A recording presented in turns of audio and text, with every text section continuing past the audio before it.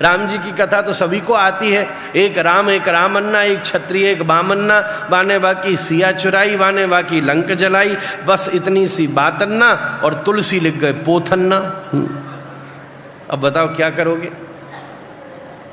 पर कितने बढ़िया सुरों में जब आप मानस की चौपाई गाते हैं, जब आनंद आवे। ऐसे भागवत जी का मूल स्वरूप भी उसी आकर्षण को देने वाला है। हम जरूर लग करके उसका आस्वादन करें। मूल पाठ भी अवश्य सुनना चाहिए।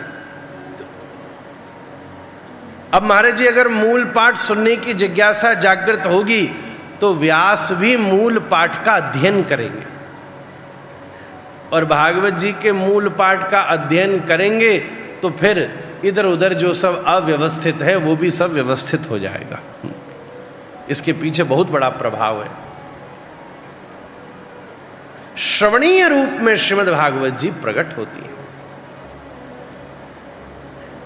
सबसे पहले 4 घाटों से 4 मंगलाचरण के 3 मंगलाचरण के श्लोक निकले हैं, जिसका कल हमने गान किया। जन्माद्यस्य यतोऽन्वयादितरतस् चार्थेषुभिज्ञस्वराट्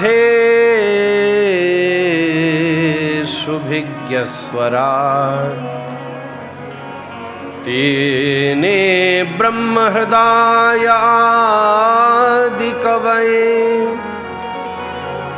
मुह्यन्ति यत्सूरयः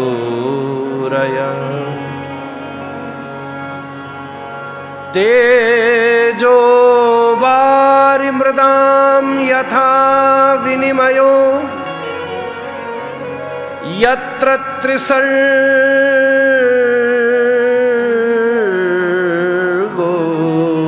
मृषा धाम्ना स्वेन सदा निरस्तकुहकं सत्यं परं धीमहि। महाराज जी ये भागवत जी का पहले श्लोक का मंगलाचरण ही इतना अद्भुत है और उच्चारण में इतना कठिन है कि व्यास का भागवत में कितना प्रवेश है भागवत जी के पहले श्लोक से ही पता चल जाता है। हमको अभी भी याद है महाराज जी 4 या 5 वर्ष के आसपास हमारी आयु होगी, तो वृंदावन में एक बड़े विद्वान महापुरुष को पिताजी महाराज ने आज्ञा दी। वो हमको भागवत जी का अध्ययन कराना, कथा तो मैया के पेट से ही सुनता होगा शायद, थोड़ा बहुत तो था ही, रुचि भी थी ही। स्कूल की पढ़ाई तो अपने अनुसार आगे तक चली, पर साथ साथ में शास्त्र का अध्ययन भी चलता रहा, तो वो पढ़ाने आए। सबसे पहले अगर वैसे दास ने कुछ पढ़ाई करी तो 2-2.5 वर्ष की अवस्था में विष्णु सहस्त्रनाम का पहला श्लोक कंठस्थ किया। वैसे सबसे पहला श्लोक तो पिताजी महाराज ने कृष्णाय वासुदेवाय के रूप में किया, पर स्तोत्र रूप में विष्णु सहस्त्रनाम। और फिर भागवत जी के अध्ययन में हमें याद है जन्माद्यस्य श्लोक हमको गुरुजी ने पढ़ाया। और महाराज जी पहले दिन 10-15 बार बुलाया, छोटी अवस्था में स्मरण शक्ति भी तेज होती है, तो कंठस्थ हो गया। उसके बाद उन्होंने हमको बादाम दिए, बादाम लाए झोला में। हमने कहा महाराज जी ये बादाम क्यों दे रहे, बच्चों को तो टॉफी पसंद होती है। बोले नहीं, हमको मालूम है ये श्लोक रटने में कितनी मेहनत होती है। महाराज जी हमको याद है, दूसरे दिन वो फिर आए, फिर वही श्लोक कराने लगे। तो ठीक है, दूसरे दिन थोड़ा बहुत हम भूले, फिर याद हो गया। तीसरे दिन फिर आए, फिर कराने लगे। अब तो महाराज जी 15 दिन हो गए। हमने कहा गुरुजी आगे बढ़िए। बोले नहीं, बेटा मुख्य द्वार से ही घर का बोध होता है। हमको याद है महाराज जी 21 दिन तक हमको बाल्यकाल में वो रोज 30-35 बार दौरवा के भागवत जी के इस पहले श्लोक को ही याद कराते रहे।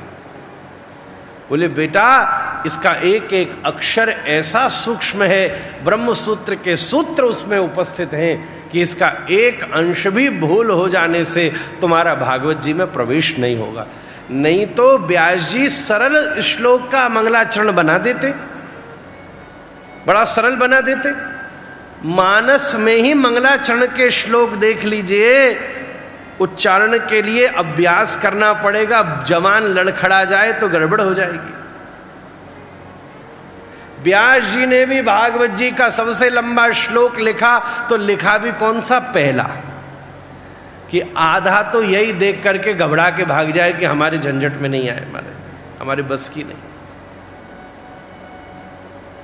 इतना विस्तार उस श्लोक का।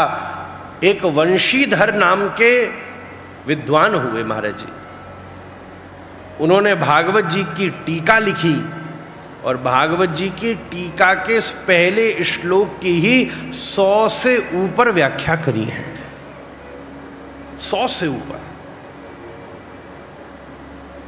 क्योंकि व्यास जी ने पहले श्लोक में क्या कह दिया कि हम परम सत्य भगवान का ध्यान करते हैं। अब अगर ये कह देते कृष्णम परम धीमहि तो शाक्त कहते भैया ये तो कृष्ण का ग्रंथ है, हम तो देवी के उपासक हैं। ये कह देते शिवम परम धीमहि तो वैष्णव कहते ये तो शिव जी को मानने वालों की पुस्तक है, हम काहे को पढ़ें।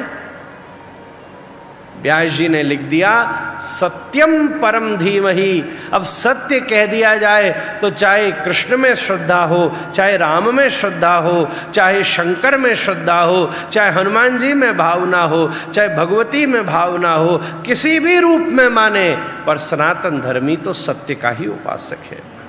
सत्येन वायुरावाति सत्येन आदित्यो रोचते दिवि सत्यम प्रतिष्ठितम ब्रह्म। हमारे यहां भगवान सबसे पहले सच्चिदानंद रूप ही है। ईश्वर परम कृष्ण सच्चिदानंद विग्रह अनादिरादि गोविंद सर्व कारण कारणम। भगवान का सबसे पहले वास्तविकता में अगर कोई स्वरूप है तो वो सत्य ही है।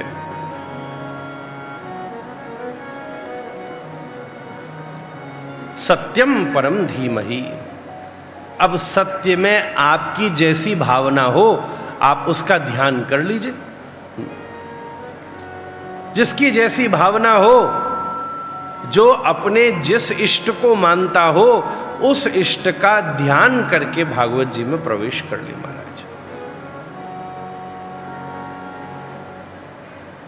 क्योंकि तत्व रूप से तो भगवान का स्वरूप एक ही है ना। एकम सद्विप्रा बहुधा वदंति ही।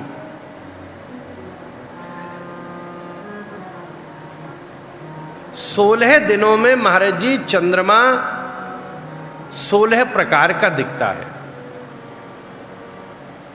अमावस्या, पूर्णिमा, प्रतिपदा, द्वितीया, तृतीया, रोज चंद्रमा अलग है, बढ़ता चढ़ता अलग है। पर इसका अर्थ ऐसा नहीं है कि 16 प्रकार का चंद्रमा होता है। चंद्रमा एक ही है, परंतु तिथि के अनुसार अपनी भिन्न भिन्न ऊर्जा के साथ वो प्रकट होता है। जिस दिन प्रकृति को जितनी आवश्यकता है, चंद्रमा उतनी ही ऊर्जा प्रकृति को, पृथ्वी को प्रदान करते हैं। उसी प्रकार से भगवान का स्वरूप तो एक ही है, सत्यमय। जिस काल परिस्थिति में वक्त के अनुसार भगवान को जितनी ऊर्जा की आवश्यकता होती है, भगवान उसी ऊर्जा में प्रकट होकर के जीव के ऊपर कृपा करते हैं। मूल में देखा जाए तो जो देवी हैं वही शिव हैं, जो ही शिव हैं सोई देवी हैं। मूल में देखा जाए तो कौन श्याम बने हैं राधिका और राधा बन गई श्याम, एक ही तत्व है। भिन्न भिन्न रूपों में प्रभु प्रकट होते हैं। हम गौशाला में बैठे हैं, इसलिए आज हमारे मन में इच्छा है हम इस सत्य रूप में किसका ध्यान करें। महाराज जी, मन में बात आ रही है, सत्य रूप में आज हम गौ माता का ही ध्यान करते हैं। सत्यम परम धीमहि, अर्थात गवाम परम धीमहि, गौ माता ही परम ध्येय है। सनातन धर्म का मूल गौवंश ही है महाराज। चाहे राम जी की लीला हो, गोस्वामी जी लिखते हैं विप्रधेनु सुर संतहित। भगवान सबसे पहले यही अवलोकन करते हैं गैया कैसी है। देखो, आप सब स्कूलों में पढ़ने गए होंगे, वहां जाकर देखो तो पूरी पृथ्वी का एक ऐसे नक्शा बना के रखते हैं, अंग्रेजी में ग्लोब कहते हैं उसको, बच्चों को बताने के लिए। यहाँ समुद्र है, यहाँ यूरोप है, यहाँ अमेरिका है, यहाँ भारत है। कुछ वैज्ञानिकों ने उसका अनुसंधान करके नियंत्रण करके बता दिया कि ये ऐसा है। इसका निरीक्षण परीक्षण कितनों ने किया होगा? पूरे इतिहास में गिन लिया जाए तो 100 लोगों ने। और मान कितने लोग रहे हैं? 6-7 अरब की जनसंख्या मानने को तैयार है महाराज जी कि पृथ्वी ऐसी है। वहां तो हमने कभी प्रश्न नहीं किया कि हमको भी बैठा करके बाहर लेकर चलो और दिखाओ कि ऐसी ही है। वहां तो हमने स्वीकार कर लिया। आंखों से देखा जाए तो पृथ्वी का स्वरूप तो अलग ही दिखता है, पर कुछ लोगों ने जाकर अनुसंधान करके नियंत्रण बता दिया कि पृथ्वी ऐसी है, और आपने उसके उस स्वरूप को स्वीकार कर लिया। और जब आप पृथ्वी का ध्यान भी करते हो तो आपको ऐसे ही गोलाकार, एक गेंद के आकार पृथ्वी का रूप दिखता है। निश्चित रूप से वैदिक संस्कृति में भी भूगोल को भगवान वाराह ने इसी रूप में उठाया है। पृथ्वी का स्वरूप तो गोल है ही, पृथ्वी का रूप तो गोल है ही, पर भारतीय वैदिक मनीषा ने पृथ्वी के स्वरूप को गौ का रूप कहा है महाराज। रामायण में भी पृथ्वी गौ माता का रूप धारण करके ब्रह्मा जी के पास जाती है और जाकर विनती करती। पृथ्वी का जो रूप है वो तो वैसा ही है जैसा है, और उसका रूप और स्वरूप में अंतर होता है महाराज। आपके मन में प्रत्येक व्यक्ति के लिए एक स्वरूप निश्चित है। जैसे राम जी का स्वरूप निश्चित है, धनुष बाण लेकर सीता जी और लक्ष्मण जी के संग में खड़े हैं। ऐसा थोड़ी ना 24 घंटे खड़े हैं। अब एक तरफ तुम राम जी को प्रसाद पाओगे तो भी धनुष लेकर थोड़ी ना प्रसाद पाएंगे। बॉर्डर के ऊपर खड़ा हुआ सोल्जर भी अपनी बंदूक नीचे उतार के फिर भोजन करता है। हम लोग भी जब सेवा करते हैं तो धनुष बाण उस समय के लिए उतार के धर देते, ठाकुर जी प्रसाद पालो। ठाकुर जी की सेवा होती है तो लकोट बंसी सब कोने में धर दी जावे, ठाकुर जी प्रसाद पा लो। और फिर जब दर्शन खोले तो फिर पधरा दी सब कुछ। पर हमारे चिंतन में राम जी का वही स्वरूप है। देवी जी बैठी हैं सिंह के ऊपर सारे आयुधों को लेकर के, वही स्वरूप हमारे मन में निश्चित है। पर श्री ठाकुर जी, राधा रमण जी आपके सामने ठाड़े हैं। अरे कभी उनका मन कर जाए तो चरण सीधे भी तो करते हैं, हाथ नीचे भी तो करते हैं। वो तो झांकी किसी किसी को दिखती है। ठाकुर जी भिन्न भिन्न रूप में प्रकट होते हैं, पर सबके मन में उनकी जो एक निश्चित अवधारणा है वो एक ही है। अच्छा, इसी स्वरूप में हम हाथ थोड़ा घुमा दें और धनुष बाण दे दें, पांव सीधे कर दें, तो आप कहोगे ये राम जी आ गए। और इसी स्वरूप में चरण को टेढ़ा कर दें और हाथ में बंसी दे दें तो आप कहोगे श्याम जी आ गई। तत्व रूप में तो एक ही है, पर अवधारणा में हमारे मन में उसका स्वरूप भिन्न है महाराज। उसी प्रकार से पृथ्वी का रूप तो गोल ही है, पर आज वैज्ञानिकों ने उसका स्वरूप बना दिया। एक गोलाकार गेंद लेकर के हम स्कूलों में कॉलेजों में धर देते हैं, पर अगर वैदिक संस्कृति से देखा जाए तो पृथ्वी का स्वरूप गौ माता का ही स्वरूप है महाराज। इसलिए हम भी गौ माता का ही ध्यान करते हैं। सत्यम परम धीमहि गवाम परम धीमहि। महाराज जी, जैसे हमारे ठाकुर जी 16 कला संपन्न हैं, गौ माता भी 16 कला संपन्न है। चंद्रमा भी 16 कला संपन्न है। ऐसी गैया की भी एक एक वस्तु प्रधान है महाराज। गौ माता के सबसे पहले 4 कलाएं हैं, चारों चरण। ये धर्म के 4 चरण हैं। भागवत जी ने वर्णन किया, 3 पांव काट दिए। कलयुग ने, परीक्षित राजा ने देखा सबसे पहले गाय के 3 पांव काट दिए, 1 पांव पर वो खड़ी थी। वृषभ धर्म का स्वरूप है। तो एक स्वरूप गौवंश का धर्म के ये 4 चरण ही हैं, अध्ययन, तप, दान। कलयुग में केवल एक ही चरण पर धर्म खड़ा हुआ है और वो है दान। आप किसी से कहो बैठ करके अध्ययन कर, बोले महाराज जी हम पे ना पढ़ो जावे। किसी से बैठ कर कहो तप कर, हम पे न कियो जाए। हाँ, उसको कहा जाए दान करे, फिर भी लंबा चौड़ा नहीं तो कम एक आध 2 रुपया तो दे ही देगा कहीं ना कहीं। उसकी वृत्ति अभी भी बची है।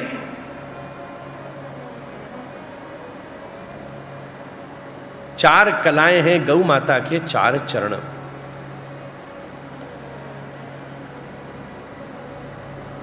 चारों थन महाराज जी 4 पुरुषार्थ हैं, धर्म, अर्थ, काम और मोक्ष।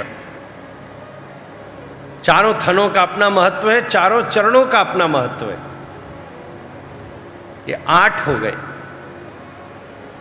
इसके बाद श्री गौ माता का मुख, मुख की अपनी महिमा है। मुख पूज्य है पर आस्वाद्य नहीं है महाराज। शास्त्र में और आयुर्वेद में यहां तक वर्णन है महाराज जी, गैया का पृष्ठ भाग पूज्य है, अग्रभाग नहीं है। तिलक तो गैया के माथे पर ही लगाओगे, दर्शन करोगे। उसके मुख में जो दृष्टि है वो दृष्टि अत्यंत करुणामयी है। ऐसे चरित्र ब्रह्मवैवर्त पुराण आदि में हमने देखे हैं कि गौ माता की सेवा करने पर गैया अगर किसी को करुणा की दृष्टि से देखे तो उसके ऊपर आने वाली विपत्ति तक का भी हरण कर लेती है महाराज। किसी घोर पापी की भी मृत्यु हो रही हो, जिसको अनेकों वर्षों तक नरक में रहना हो, और उस समय अगर यमराज उसकी देही को बांधने आ रहा हो महाराज जी, पर अगर उस समय गैया की दृष्टि उस जीव के ऊपर हो तो यमराज की भी सामर्थ्य नहीं है कि उसको नरक में ले जाओगे महाराज। ये उसकी दृष्टि की महिमा लिखी है महाराज। पर गैया का झूठा खाने की आज्ञा नहीं है। हाँ। गौ के मुख में बल्कि विष है, उसी विष से वो सारे अन्न को दुग्ध में परिणत कर देती है। गैया का झूठा खाने की आज्ञा नहीं है। गैया का पृष्ठभाग पूज्य है, मैया का मध्य भाग पूज्य है और घोड़े का अग्रभाग पूज्य है महाराज। महाभारत आदि प्रसंगों में वर्णन है, जरूरत पड़ने पर अश्व का झूठा भी खाया जा सकता है, घोड़े का झूठा भी खाया जा सकता है। बड़े बड़े वीर उसी पात्र में अश्व और उसी पात्र में वो दोनों पास रहते थे। गैया का अग्रभाग का जूटा नहीं पाया जाता, उसका मुख अत्यंत पूज्य है। 10वीं कला है उसकी पूंछ। हमारी नानी दादी ब्रज में विशेष और यहां भी किसी की नजर उतारनी हो तो गैया की पूंछ से ही उतार देती थी। अब आजकल तो नजर उतारने के लिए न जाने क्या क्या करते हैं लोग, पता नहीं, समझ नहीं आता। कोई झाड़ फूंक के आ रहा है, कोई पंख घुमा रहा है, कोई डंडा घुमा रहा है। महाराज कोई तो हाथ में चप्पल घुमा रहे हैं खोपड़ी के ऊपर।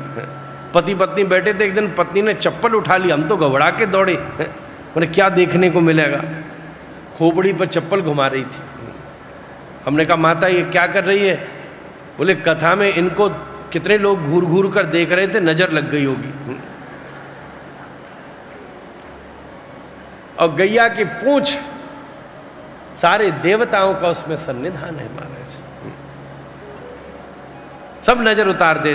भागवत जी में ठाकुर जी की भी नजर गैयाओं ने, गोपियों ने गैया की पूंछ से उतरवाई है। रोज मैया ले जाके गैया की पूंछ फिरवाती। उसका भी अपना ही स्वरूप है।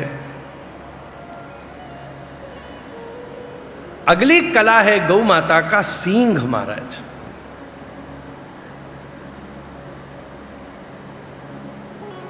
महाराज जी उसी से श्रृंगी बनती है।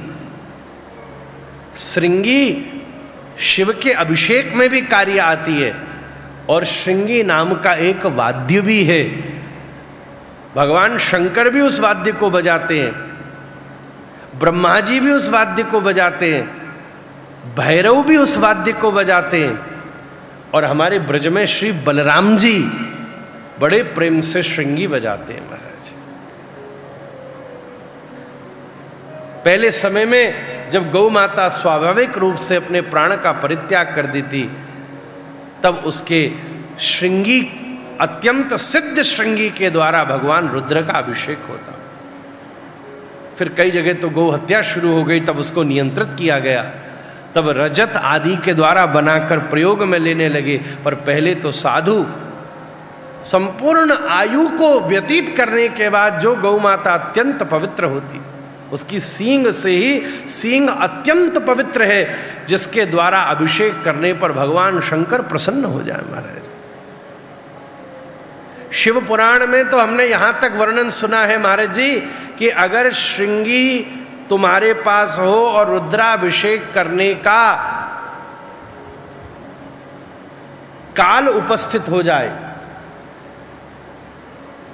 दिन में विशेष विशेष मुहूर्त है, अगर रुद्राभिषेक करने का समय आ जाए और भगवान शंकर का स्वरूप भी नहीं हो पर श्रृंगी हो, अगर श्रृंगी के द्वारा किसी भी सामान्य पाषाण में भी रुद्राभिषेक किया जाए तो शंकरत्व का उसमें प्रकाश हो जाता है महाराज। यहां तक उसकी महिमा।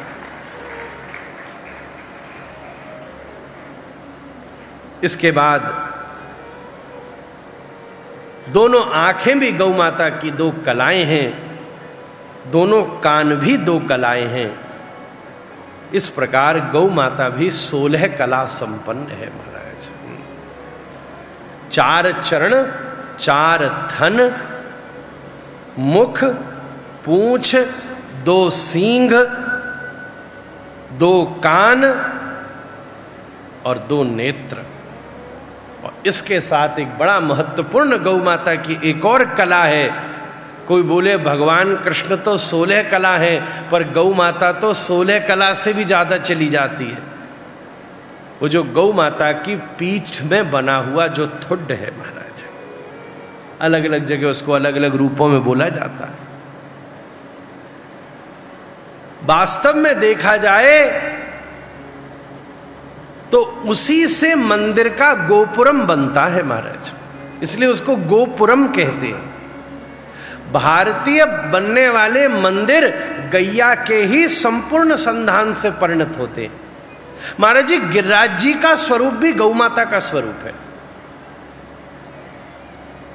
तभी जैसे गैया अपना मुंह मोड़ करके बैठती है, ऐसे गिरिराज जी बैठते, इसलिए मुखारविंद बीच में आते, ऐसे मुंह मोड़ के बैठे, और बीच का हिस्सा जो गौमाता की पीठ का उठा हुआ हिस्सा है, ऐसे गिरिराज जी का भी मुखारविंद के पास का हिस्सा उठा हुआ है महाराज।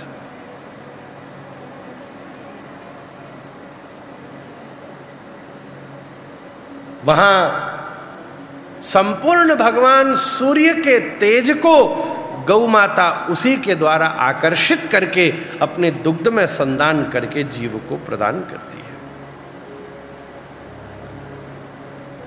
दुग्ध को अमृतत्व बना देती है। ऐसी गावो में अग्रत संतु, गावो में संत पृष्ठतः। भगवान बोले, महाराज जी ने कल सुंदर बात कही, मंदिर तो भगवान का, तीर्थ तो भगवान का ड्राइंग रूम होता है, पर गौशाला तो भगवान का बेडरूम होता है महाराज। गवाम मध्य वसाम्य हम, ठाकुर जी ने कहा मेरा निवास दो जगह है। कहीं भी शास्त्रों में ढूंढ लो, भगवान ने कहा मैं दो जगह मिलूंगा। कहां? पहली बात, या तो जहां मद भक्ता यत्र गायंती, या जहां सज्जन भक्त बैठ करके कथा कीर्तन गावें, या तो वहां मिलूंगा, और या गवाम मध्य वसाम्य हम, या जहां गैया विराजमान होती हो मैं वहां मिलूंगा। और कैसी सुंदर बात है, इस रघुवंशपुरम आश्रम में दोनों ही चीज मिलती हैं, सतत गैया भी मिलती है और सतत कथा भी मिलती है महाराज। तो श्री ठाकुर जी और कहां मिलने वाले हैं। ऐसी गौ माता का हम सब लोग ध्यान करते हैं। जय गौ माता, जय गोपाल, भक्तवत्सल प्रभु दीन दयाल।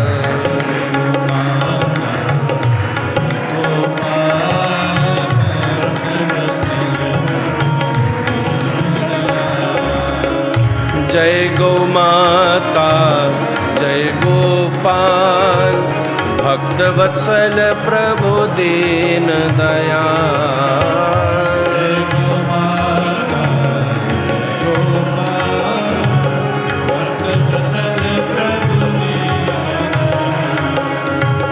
जय गौ माता, जय गोपाल, भक्तवत्सल प्रभु दीन दयाल।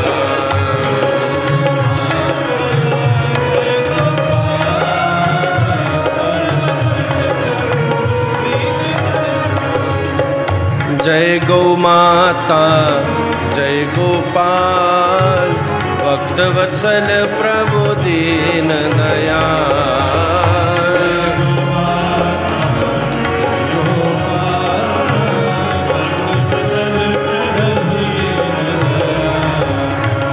जय गौ माता, जय गोपाल, भक्तवत्सल प्रभु दीन दयाल।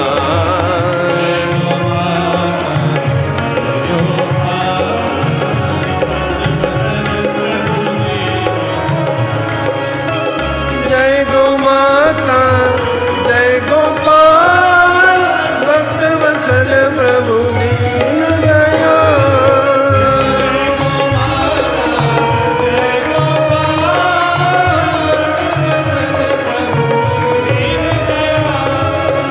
जय गौ माता, जय गोपाल, भक्तवत्सल प्रभु दीन दयाल।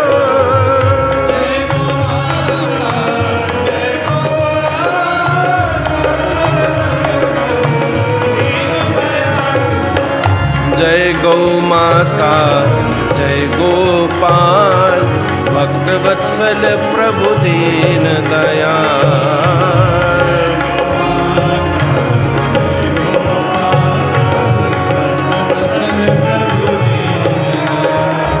हाँ, जय गौ माता, जय गोपाल, भक्तवत्सल प्रभु दीन दयाल।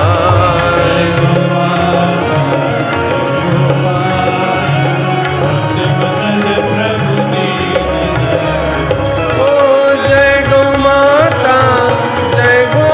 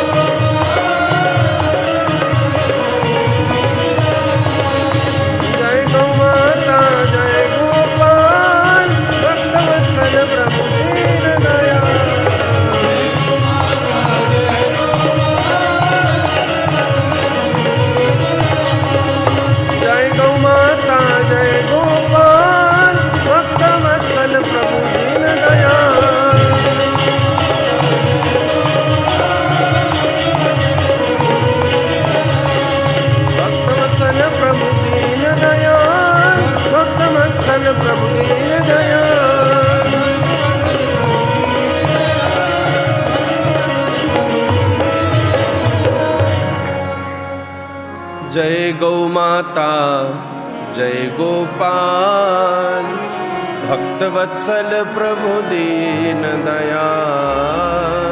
जय गौ माता जय गोपाल भक्त वत्सल प्रभु दीन दयाल।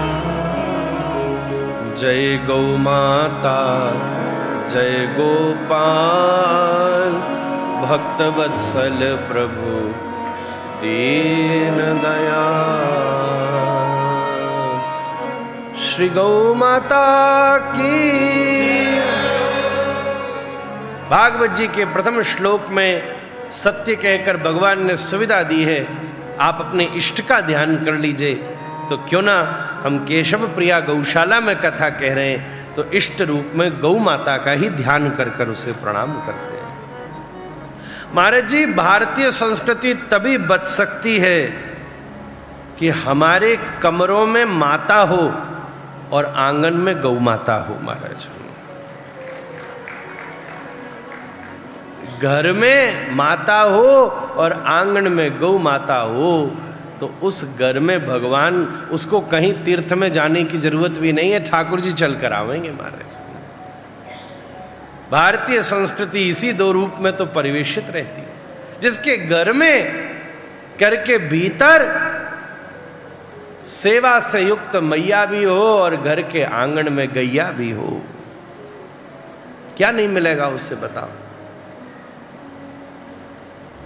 माता पिता की सेवा करके बड़े बड़े भक्तों ने भगवान पा लिया है। गैया की सेवा करके भगवान घर चल करके आए हैं। महाराज, गाय का मुख ही हमको सुख देता है। महाराज, हमने आपसे विनती करी, घर में ठाकुर जी के की सेवा कैसी है इसका पता चल जाता है तुलसी जी को देखकर, और घर के लोगों की दशा कैसी है इसका पता चल जाता है गैया का मुख देखकर। महाराज, गैया का मुख ग्वाला देखकर ही बता देगा। सही बात तो यह है, हमने अपने खुद जीवन में अनुभव किया है, अगर घर में किसी आत्मीय जन का शरीर छूटने वाला हो तो गैया तो कुछ दिन पहले से ही उसके प्रति अपने आहार को व्यक्त कर देती है कि भैया तुम तैयार हो जाओ। गैया का मुख ही हमको सुख देता है। मुख देखत पातक हरही,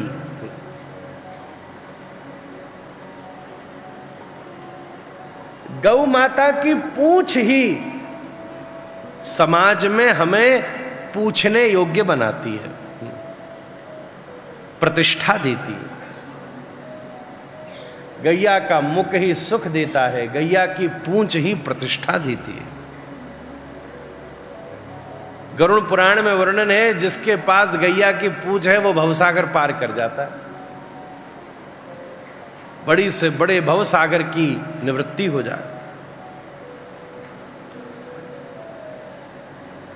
गौ माता की श्रृंगी सींग ही हमें जीवन में उन्नतता प्रदान करती है।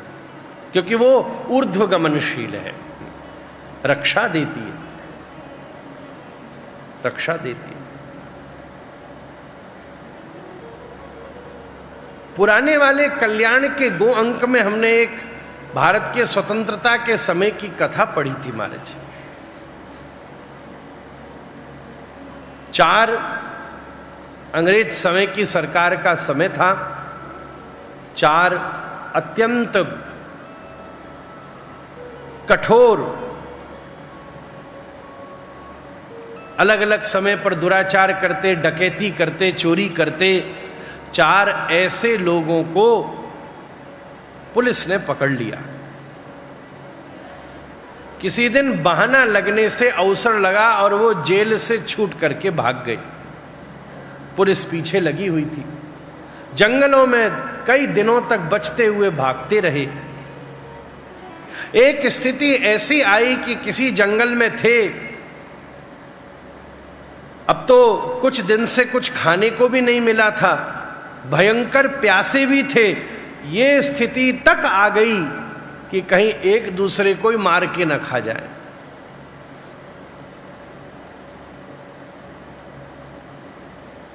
तभी उन 4 लोगों ने देखा सामने एक चरती हुई गैया आ रही थी, और गैया भी गर्भवती थी महाराज जी। अब भूखा क्या न करता, पक्का मन बना लिया प्राण बचाने के लिए कुछ तो करना पड़ेगा। बोले इसी का वध करो तभी प्राण बचेंगे, नहीं तो हम मर जाएंगे महाराज। उन 4 में से एक जने ने आंक लिया कि गैया तो गर्भवती है, और भैया हम तो वैसी दुराचारी, लंपट, धूर्त, डकैत, बच भी गए तो क्या बड़ा हो जाएगा, पर अगर हमारे द्वारा गो हत्या हो गई तो हमारा क्या ही होगा महाराज। अब बोले कैसे, 3 और भूखे, बोले ज्यादा विरोध करे तो उसी को न मार दें कहीं। तो उसने नीति अपनाई, कहा सुनो, मारोगे, काटोगे, पकावोगे तो तुम्हें लकड़ी चाहिए, साधन चाहिए, आयुध चाहिए। एक काम करो, मैं इसको पकड़ करके खड़ा हूं, तुम तीनों जाके पहले संसाधन इकट्ठे कर लो, जब तक मैं इसको और खिलाता हूं, पिलाता हूं, और मोटी हो जाएगी थोड़ी सी। उन्हीं की भाषा में लालच दिया, और वो तीनों जैसे ही इधर उधर गए, उसने तुरंत रस्सी खोल करके गैया को वहां से हाँक के दूर भगा दिया महाराज। थोड़े दिनों के बाद पुलिस ने उसको पकड़ लिया, 4 लोगों को पकड़ लिया। अदालत ने सजा सुनाई कि फांसी दी जाएगी, ऐसे कठोर जुर्म इन्होंने किए थे कि फांसी दी जाए। उस समय तो फांसी भी खुलेआम देने का विधान था। पहले आदमी को लटकाया, थोड़ी देर में तड़पा और वो मर गया, ऐसे ही दूसरा, ऐसे ही तीसरा, तीनों को फांसी दे दी गई। थोड़ी देर लगती थी पहला शरीर हटाकर फिर से फंदे को व्यवस्थित करने में, फिर दूसरा आदमी चढ़ता था, फिर सबको 2 मिनट मिलता था, फिर एक एक के को करने में थोड़ा समय लग जाता था। अब चौथे उसी व्यक्ति का नंबर था। ये सत्य घटना है महाराज जी। हमने जहां पढ़ी थी वहां शहर, गांव, नाम, सबका नाम लिखा है, अभी मुझे इतना स्मरण नहीं, पुरानी कथा है। अब उसी चौथे व्यक्ति का नंबर आया, सबसे मिलाकर उसका मुंह ढका गया, गले में फंदा लगाया गया, जल्लाद पास में खड़ा था, उसको खांचा हिलाना था, दरवाजे खुल जाने थे और वो लटक जाना था। मुंह तो ढका हुआ था। थोड़ी देर में जैसे ही घोषणा हुई, लीवर को एकदम से हिलाया गया, दरवाजा खुला, वो नीचे लटका, कुछ तो लटका, पर महाराज जी थोड़ा नीचे जाकर ऐसा है कि पैर में कुछ फंस गया हो, इतना नहीं लटका कि दम घुट सके। ये क्या हुआ? ऊपर से नीचे देखें तो कुछ दिखे ना, फिर इसको दो लोगों ने पकड़ करके खड़ा किया, दोबारा से दरवाजे बंद किए गए, दोबारा से घोषणा की गई, दोबारा से लीवर हिलाया गया, फिर दरवाजे खुले, फिर ऐसे ही लटक गया।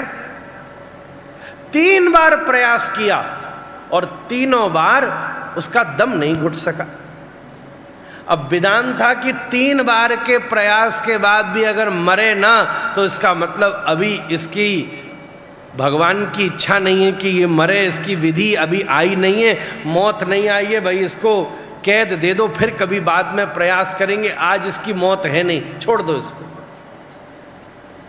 3 बार के प्रयास के बाद भी वो जब नहीं मरा तब गले से फंदा हटाया। वो भी आश्चर्य में था कि मैं क्यों नहीं मर रहा, और जब ऊपर वाले फांसी देने वाले मंच से जब नीचे उतर रहा था तब उसने देखा मुड़ करके, कुछ दूरी पर दूर जंगल के किनारे वही गैया अपने बछड़े के साथ खड़े होकर उसको देख रही थी। महाराज मानो वही चुपचाप बछड़ा जाकर के छुप करके नीचे खड़ा हो जाता था, और जैसे ही इसको फांसी दी जाती तो वो अपने सींग के ऊपर उसको धारण करके उसकी रक्षा करता था। ऐसी अनेकों घटनाएं हैं। इसलिए ये तो अंग्रेजों के समय में भी गौचर भूमि और कई सारे विषयों के ऊपर इस भारतवर्ष में कार्य हुआ था। महाराज इस संपूर्ण देश की संस्कृति, वैदिक संस्कृति, विचार संस्कृति गो विप्र के ही संरक्षण से तो बच सकती है, अन्यथा इसको बचाना अत्यंत कठिन है। महाराज कहां से इसका संरक्षण हो सकेगा? गाय की सींग ही हमारी रक्षा करते हैं। महाराज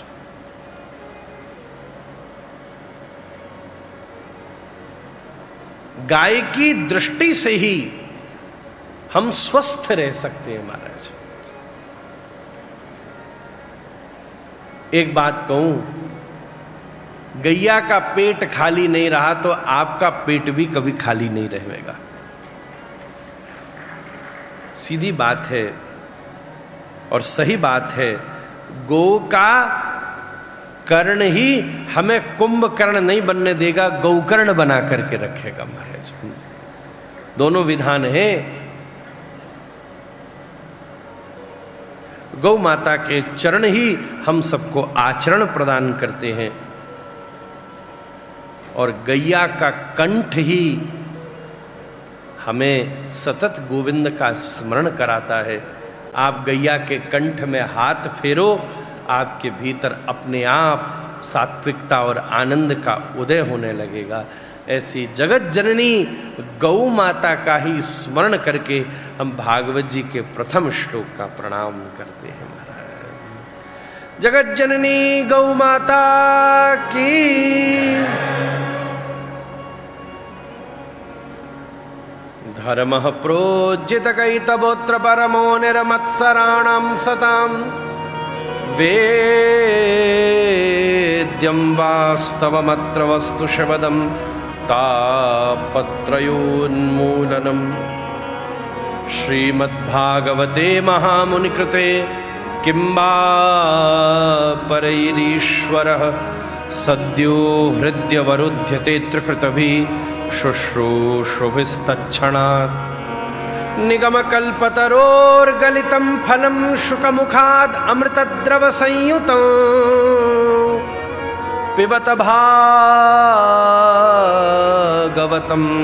रसमालयं मुहुरहो रसिकाः भुवि भावुकाः। नैमिषारण्य के क्षेत्र में 88,000 शौनकाद ऋषि बैठे हैं भगवान सूत की शरणागति में। सूत जी के चरणों में बैठकर आप सबने जिज्ञासा करी। नैमिषारण्य का आध्यात्मिक अर्थ है महाराज जी, निमि इन पलकों को भी कहते हैं, जहां व्यक्ति का ऐसा ध्यान लग जाए कि वो पलक झपकना भी भूल जाए। महाराज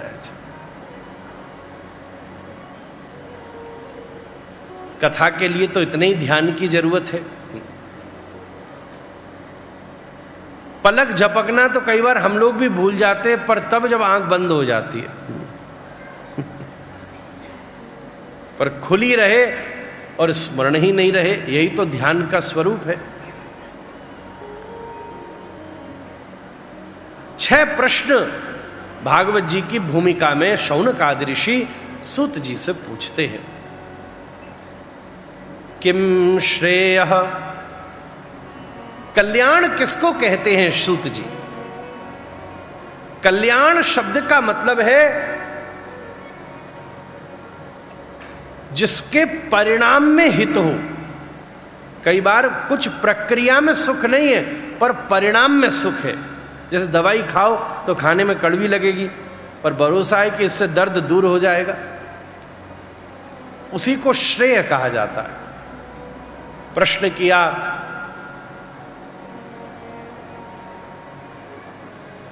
शास्त्र सारक्व, संपूर्ण शास्त्रों का सार क्या है? के अवतारश्च, भगवान के कितने प्रकार के अवतार होते हैं? किम कर्मः, अवतार लेकर भगवान क्या क्या करते हैं? अवतारस्य प्रयोजनम, भगवान अवतार लेते क्यों हैं?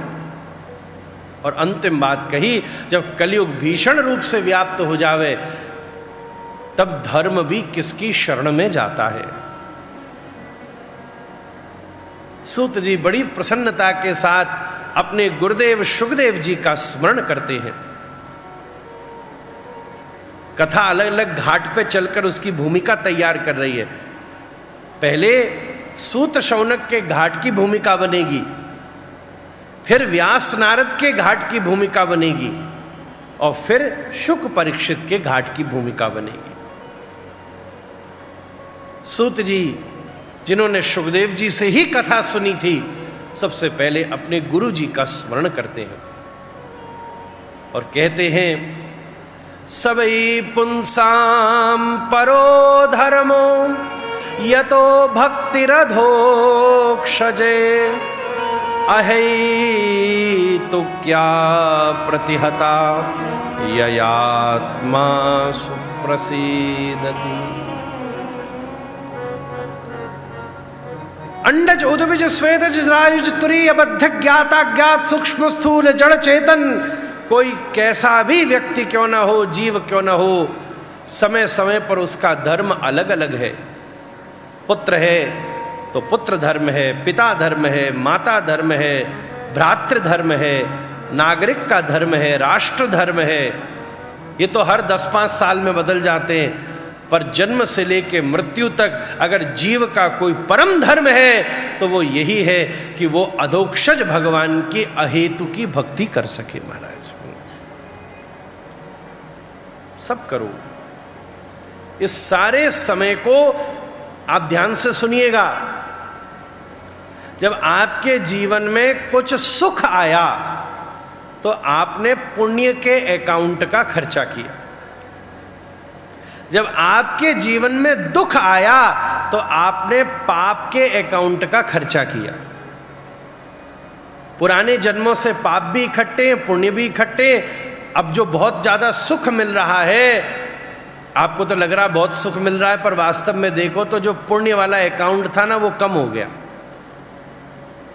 और जो आपके जीवन में दुख आया, वास्तव में देखो तो वो सुख है। क्यों? क्योंकि पाप वाला अकाउंट खर्च हो गया। पर एक चीज ये बताओ, क्या इस पूरे जीवन में केवल खर्चा ही करने आए हो पाप पुण्य का, कि कुछ कमाने भी आए हो? हम सत्य कहें, मोक्ष कौन पा सकता है? जो पाप पुण्य का खर्चा कर दे और हरि भजन की कमाई कर ले। महाराज इसलिए तो बड़ी सुंदर बात कही, हरि का भजन करो, हरि है हमारा। हरि का भजन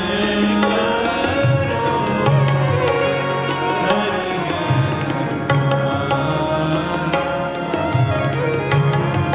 हरि का भजन करो, हरि है हमारा।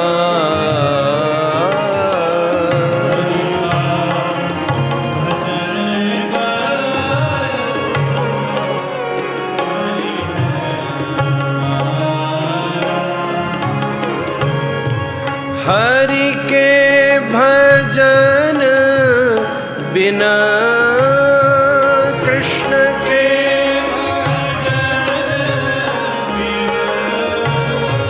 कृष्ण के भजन बिना कृष्ण के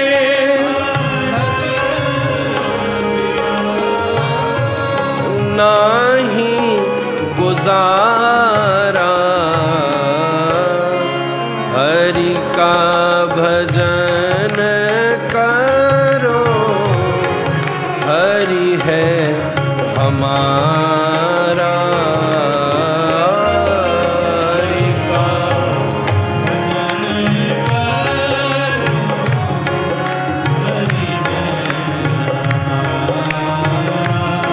हरि बोल, हरि बोल, हरि बोल, हरि बोल, हरि बोल,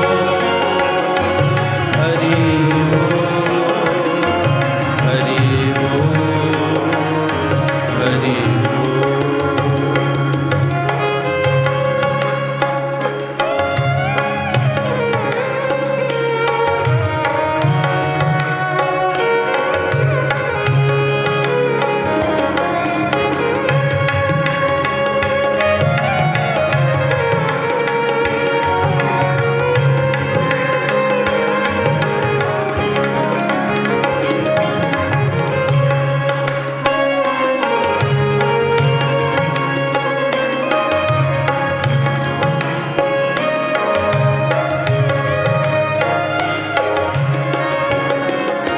हरि नाम से तेरा काम बनेगा।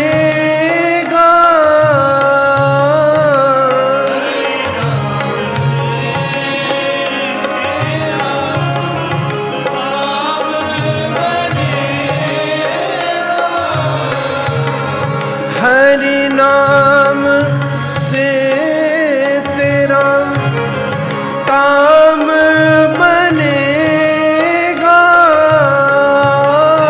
हरि नाम ही तेरे साथ चलेगा। हरि नाम लेने वाला कृष्ण नाम हरि का है प्यारा। हरि का भजन करो, हरि है हमारा। हरि का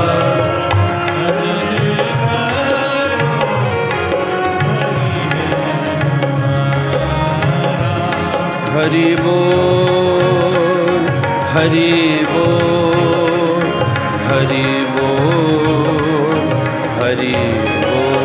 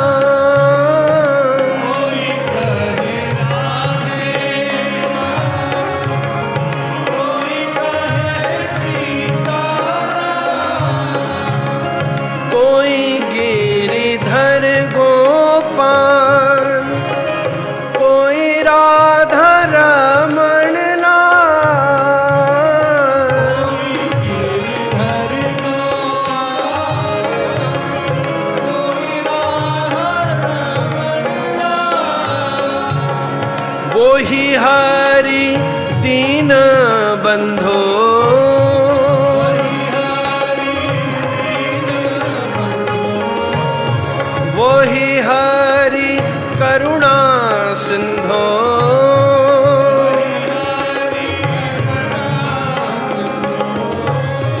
नमो बारंबार हरि का भजन करो, हरि है हमारा।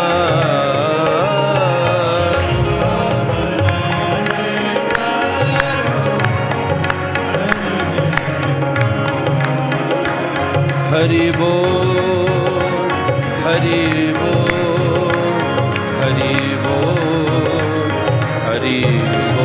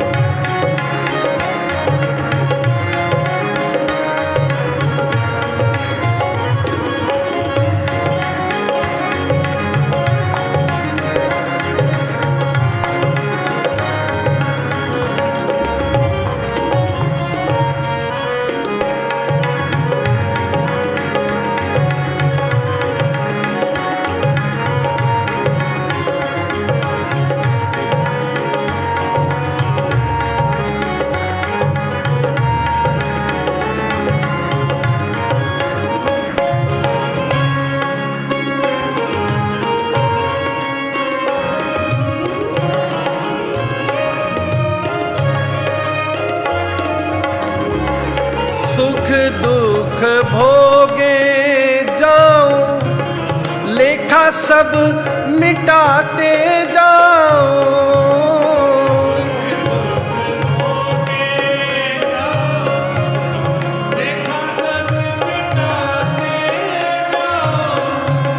हरि गुण गाते जाओ, हरि गुण गाते जाओ, हरि गुण गाते जाओ, हरि गुण।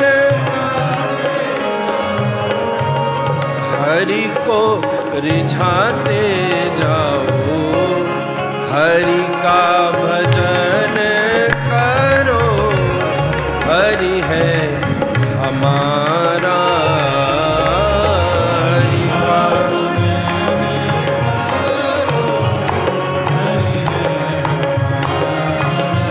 हरि बोल हरि बोल हरि बोल हरि बोल।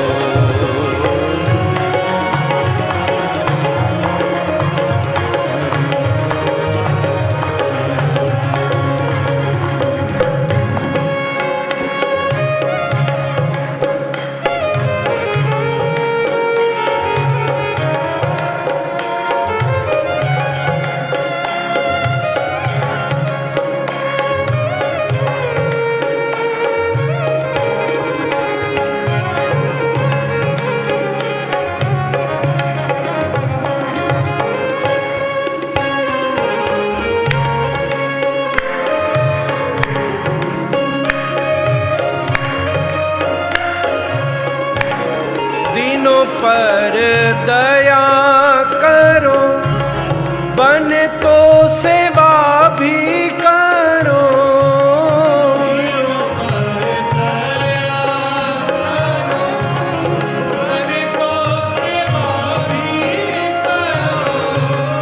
मोह सब दूर करो, प्रेम हरि से करो।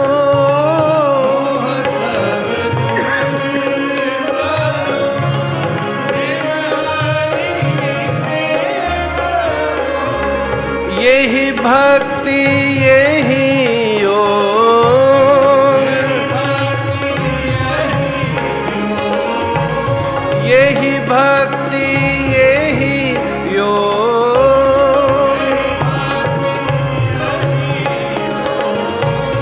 यही ज्ञान सारा।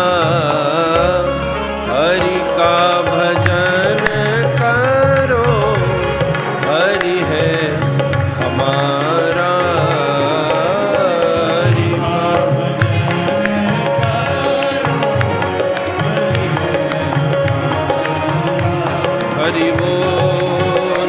हरि बोल, हरि बोल, हरि बोल।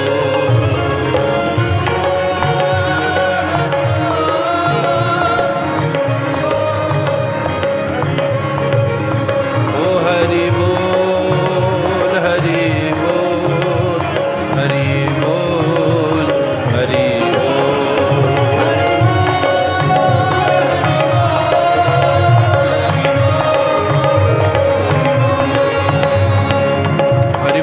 हरि बोल, हरि हरि बोल, हरि बोल,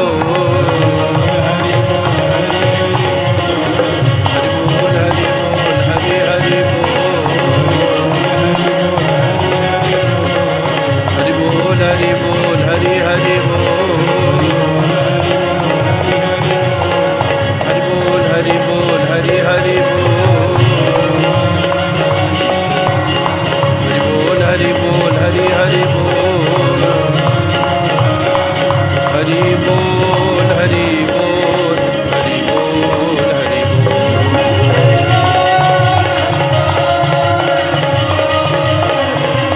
गौर हरि बोल, हरि बोल, हरि बोल, हरि बोल,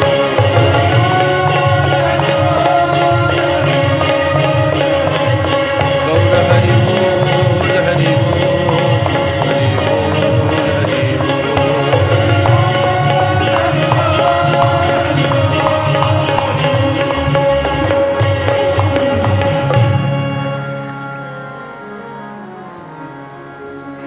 हरि का भजन करो, हरि है हमारा, हरि का भजन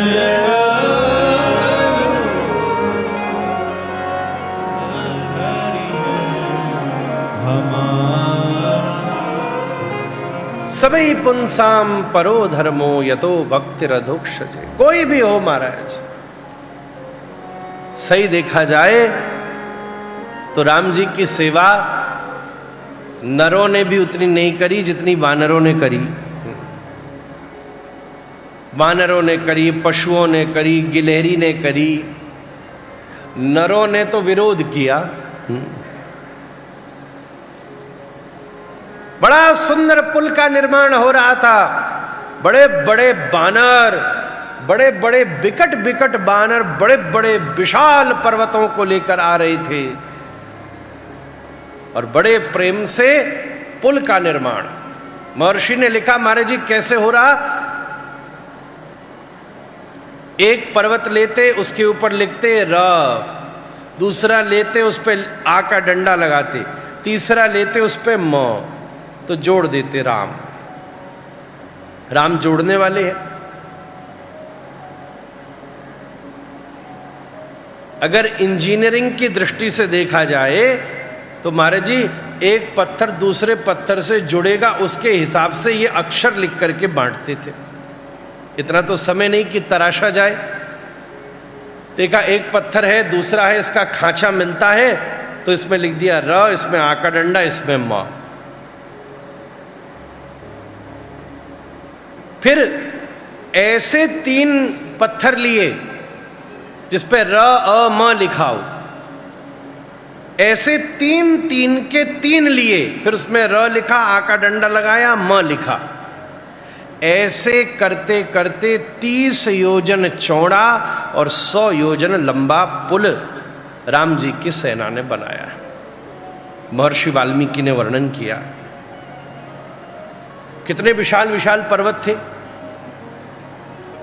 पर राम जी की दृष्टि किस पर पड़ी? सब बानर पर्वत ला रहे थे, उन्हीं के पैरों से बचती हुई एक गिलहरी भाग रही थी। पहले समुद्र के जल में अपने शरीर को गीला करती, फिर समुद्र के तट पर सूखी रेती के ऊपर लेटती और फिर पुल के ऊपर जाकर शरीर को झाड़ देती, फिर दौड़कर आती, फिर समुद्र के जल पर भीगती, फिर सूखी रेती पीठ पर चढ़ाती, फिर जाती। राम जी की दृष्टि पड़ी, इतने विशाल बानरों के बीच में ये छोटी सी गिलहरी कहां भागी जा रही है, इसको डर भी नहीं लग रहा।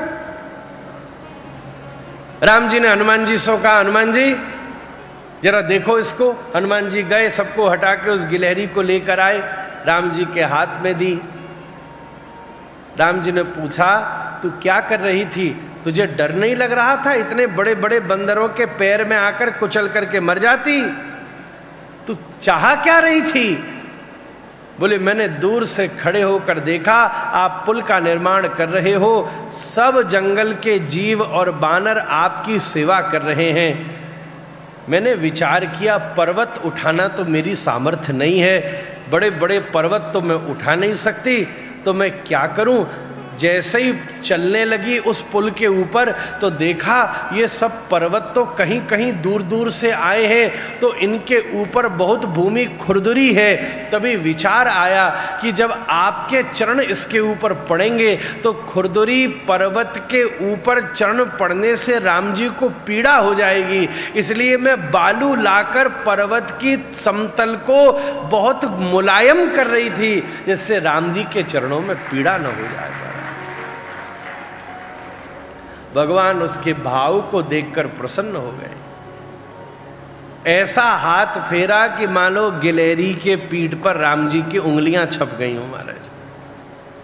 अभी भी गिलहरी का दर्शन करो, विशेष भारतीय, हम तो विदेश में भी जाकर देखें, वहां विदेशी गिलहरी की पीठ पर नहीं मिलेगा तुमको। भारत की गिलहरी की पीठ पर जाओ तो राम जी की उंगलियों के निशान मिलेंगे। कहने का अर्थ ये है, भक्ति तो ऐसी वस्तु है जो कोई पशु जीव गिलहरी जैसा भी कर ले तो उसे भगवान की प्राप्ति हो जाए महाराज। इसलिए श्रेय का कोई मार्ग है तो सभी पुंसाम परो धर्म। इसके बाद अवतारों के 24 अवतारों की संख्या का वर्णन करते हुए श्री सूत जी कहते हैं, शौनकादि ऋषियों, तुम्हारे सभी प्रश्नों का उत्तर भागवत जी की कथा में है। जो मैंने शुभदेव जी से सुनी है मैं तुम्हें वही कथा सुनाई देता हूं।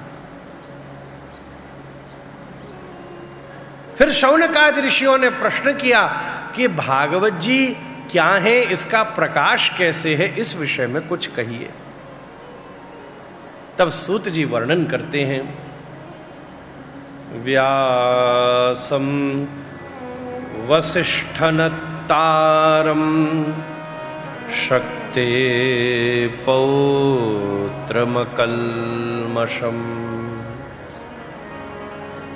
पराशरात्मजं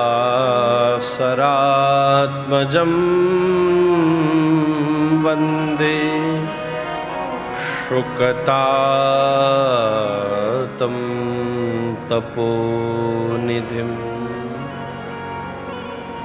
ब्रह्मा जी के पुत्र हुए वशिष्ठ, वशिष्ठ के पुत्र हुए शक्ति, शक्ति के पुत्र हुए पराशर। पराशर जी ने भगवती सत्यवती जी के द्वारा जल के बीच में एक द्वीप था, उस द्वीप में एक पुत्र को जन्म दिया। नवमास की प्रक्रिया को नव क्षणों में ही पूर्ण करके एक दिव्य देवीय पुत्र को जन्म दिया, जिसका नाम रखा कृष्ण द्वैपायन। ये प्रौढ़ ही जन्म लिए महाराज। व्यास जी का दर्शन करो तो कभी बालकपने का भाव नहीं आएगा, ये प्रौढ़ ही जन्म लिए। और पराशर मुनि ने इनको ग्रंथ सेवा करने की आज्ञा प्रदान करी। लिखने के लिए तो एकांत का समय चाहिए, तब आप हिमालय पर विराजमान होकर कलयुग के जीव का विचार करके सबसे पहले वो ज्ञान जो केवल मंत्र के माध्यम से गुरु के द्वारा शिष्य को मिल जाता था, अब उसको प्रकट करने का प्रयास किया। तो आपके द्वारा वेद के 4 स्वरूप प्रकट हुए। ऋग्वेद, सामवेद, यजुर्वेद और अथर्ववेद की स्थापना हुई।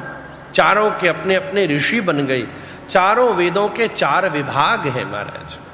ब्राह्मण वेद के एक विभाग का नाम है, और जो व्यक्ति उस विभाग में निपुण हो उसको भी ब्राह्मण कहा जाता है। वेद का एक विभाग है अरण्यक, वेद का एक विभाग है, उसका नाम है उपनिषद। वो उपनिषद मुख्य रूप से तो 100 से भी ऊपर हैं, पर प्रमुख उपनिषद 10 हैं महाराज जी। कठकेन ईश छांदोग्य बृहदारण्यक ऐतर तैतर मंडू मांडुक्य में वच श्वेता स्वतरोपनिषद। इस सब के प्रकाश के बाद पंचम वेद के रूप में भगवान व्यास के द्वारा एक दिव्य महाभारत नामक ग्रंथ का प्रकाश हुआ। 1,00,000 श्लोक है महाभारत में, अद्भुत ग्रंथ है। न जाने दुनिया में किसने हल्ला मचा दिया कि घर में महाभारत मत रखना, घर में महाभारत होगी इसका कोई मतलब नहीं दूर दूर तक। कि आजकल क्या कम महाभारत हो रही है क्या? अगर महाभारत पढ़ लिए होते तो शायद फिर भी बच गए होते। आप महाभारत का विचार करते हो तो मन में आता है कुरुक्षेत्र का मैदान, लड़ाई दंगा चल रहा है इधर से। अरे इस युद्ध का वर्णन तो केवल कुछ सर्ग में वर्णन है। जितना विस्तृत पुरुष धर्म, स्त्री धर्म, पुत्र धर्म, राजधर्म, मातृधर्म, पितृधर्म का वर्णन महाभारत के बीच में उपस्थित है, कहीं और ग्रंथ में पाना कठिन है महाराज।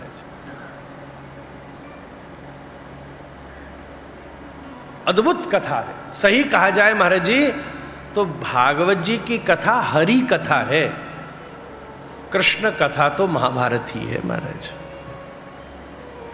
राम कथा रामायण है, कृष्ण कथा महाभारत है महाराज। भागवत जी की कथा कृष्ण कथा नहीं है। भागवत जी की कथा में तो श्री कृष्ण 10वें स्कंद में तो आए। अभी तो आप 12 की कथा सुनेंगे, नरसिंह की सुनेंगे, वामन की सुनेंगे, कूर्म की सुनेंगे, हरि की सुनेंगे, गजेंद्र मोक्ष की कृपा होगी। कितना प्रसंग है। महाभारत की कथा ही वास्तव में कृष्ण कथा है महाराज। आजकल कोई ना पढ़े उसे। महाभारत पढ़ी नहीं महाराज जी, और फिर उसके बाद सीरियल देख करके लोग समझते हैं महाभारत में ऐसा ऐसा हुआ था। अरे सीरियल तो मनोरंजन के लिए, उसमें कुछ तोड़ा जोड़ी तो करनी ही पड़ती है। आप उसके द्वारा ऊपर ऊपर की कहानी जान सकते हैं, पर उसके भीतर के तत्व संदर्भों को तो हम जान ही नहीं सकते। और जो मनोरंजन के लिए बनाई जाएगी, कभी ये भी ध्यान से देखना उस महाभारत के डायलॉग किसने लिखे थे। कईयों को तो हो सकता है वो नाम सुनकर ही अश्रद्धा हो जाए, हम ज्यादा तो नहीं कहेंगे। इसलिए मूल ग्रंथ का भी आश्रय लेने में जीव को वास्तविक ज्ञान होता है। इस सब का लेखन व्यास जी ने किया। मार्कंडे, मत्स्य, भागवत, भविष्य, वामन, वायु, विष्णु, ब्रह्म, ब्रह्म वैवर्त, ब्रह्मांड, अग्नि, नारद, पद्म, लिंग, गरुण, कूर्म, स्कंध, सब पुराणों की भी रचना कर डाली। पर इसके बाद भी व्यास जी के मन को पूर्ण संतोष नहीं हुआ। बैठे हुए सोचते थे क्या किया जाए। एकांत में बैठे ध्यान लगा रहे थे। उसी समय कुछ दूरी से दिव्य संकीर्तन की आवाज आने लगी। श्रीमन नारायण नारायण हरि हरि,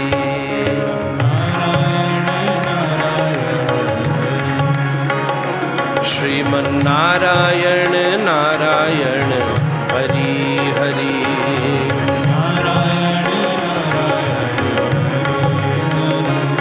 भजमन नारायण नारायण हरि हरि,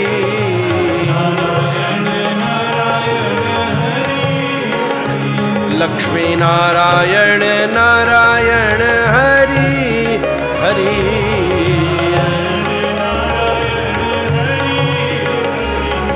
श्रीमन्नारायण नारायण हरि हरि।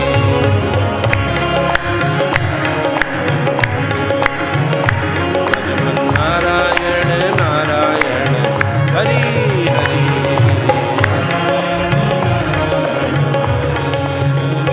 श्रीमन्नारायण नारायण हरि हरि।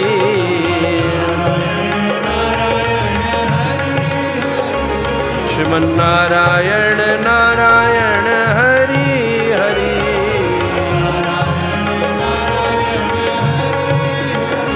श्रीमन्नारायण नारायण नारायण नारायण हरि हरि।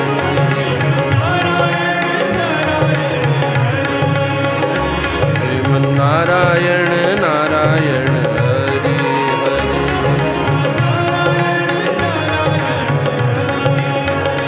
श्रीमन्नारायण नारायण ओ नारायण। श्रीमन्नारायण श्रीमन्नारायण नारायण हरि हरि। श्रीमन्नारायण नारायण हरि हरि।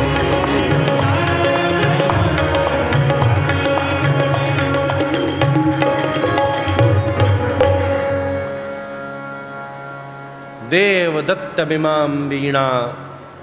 श्री नारद जी वीणा के ऊपर इसी स्वर का गान करते हुए बद्री वन में आ पहुंचे। व्यास जी आपकी जय हो, आपकी जय हो। आपने जगत के उद्धार के लिए ऐसे ऐसे ग्रंथों की रचना कर दी। आज आपकी देनदाई कौन कर सके महाराज? कोई ऋण से ऋण नहीं हो सकता। महाराज जी, लोग अपने घर का बिजली का बिल देख करके ही परेशान हो जाते हैं। किसी दिन सूर्य ने अपना बिल भेज दिया तो क्या होगा महाराज? एक छोटी सी किताब लिख लो तो जिंदगी भर रॉयल्टी मांगते हो। गोस्वामी जी ने हनुमान चालीसा की रॉयल्टी मांग ली तो पूरी दुनिया नीलाम हो जाएगी महाराज। इसलिए धर्म तो करुणा और उद्धार और सेवा से ही चलने वाला है। नारद जी बोले, व्यास जी आपने भागवत जी सबको बांट दी। आपने ये बड़े बड़े वेद सबको बांट दिए। कितनी बड़ी आपकी कृपा है।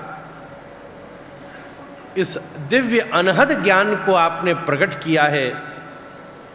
बस मैं आपको एक ही चीज चाहता हूं, आपने हर वस्तु का लेखन तो किया पर उन सब विस्तार का कोई सार निष्कर्ष तो दिया ही नहीं। कोई सार निष्कर्ष तो दो।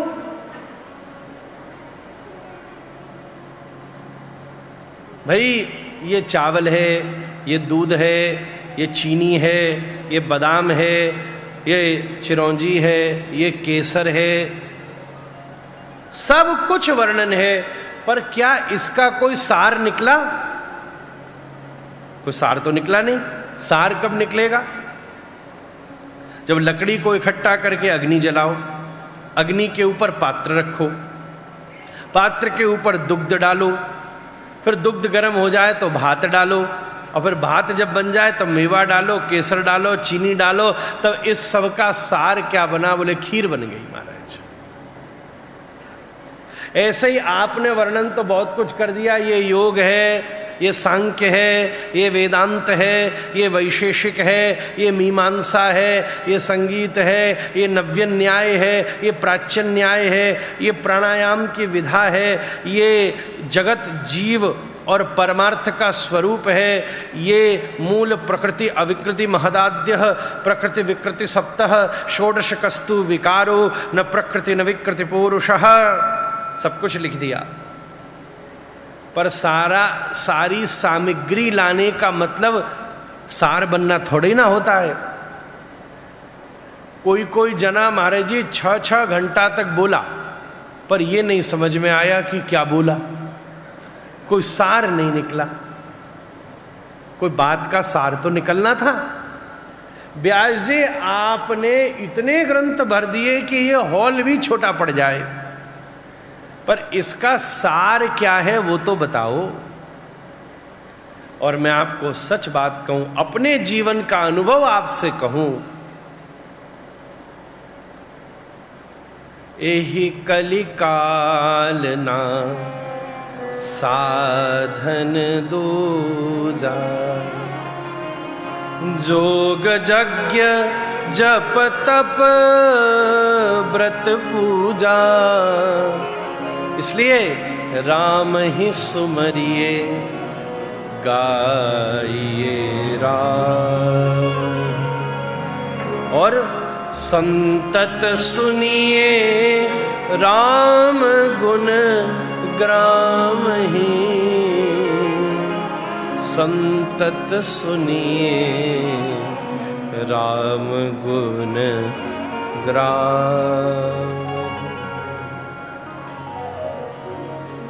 कलिदावानरम नाद्य साधनम भस्मताम गता। क्या योग करना आसान है? हो 3 घंटा कथा में बैठना पड़े तो भी आदमी खोजता है महाराज जी सोफा लगा दो तो अच्छा है। यज्ञ करना आसान है? थोड़ी देर में आंखें जलने लग जाए आदमी की। व्रत करना आसान है? व्रत के चक्कर में आज लोगों ने कितनी नई नई वस्तुएं बना ली हैं व्रत के खाने की। एक आदमी से हमने पूछा तुमने नवरात्रि के 9 दिन क्या किया? बोले महाराज जी जो दशहरा की पार्टी करनी थी उसी की योजना बनाते रहे महाराज। दशहरा पे इतना बड़ा उत्सव किया कि 9 दिन की सवरी कसर निकाल दी। क्या फायदा हुआ?